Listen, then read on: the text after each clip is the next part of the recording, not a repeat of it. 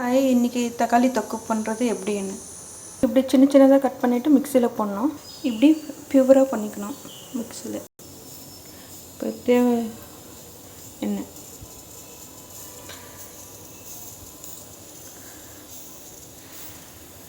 எவ்வளோ வேணுனாலும் ஊற்றிக்கலாம்.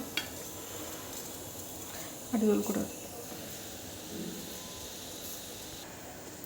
எண்ணெய் காஞ்ச உடனே கடுகு, சீரகம், உளுத்தம்பருப்பு, கருவேப்பிலை, சில்லி ஃப்ளேக்ஸ்,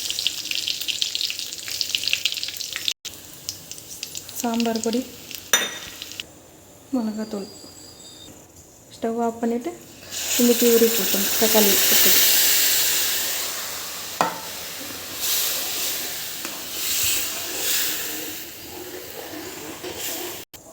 உப்பு நல்லா கிளறிட்டும் நல்லா கொதிக்க வைக்கணும். இப்போ மூடி வாங்க, இப்போ திறந்து பார்க்கலாம். பாருங்கள், தக்காளி தொக்கு ரெடி. சப்பாத்திக்கு, தோசைக்கெல்லாம் நல்லாயிருக்கும்.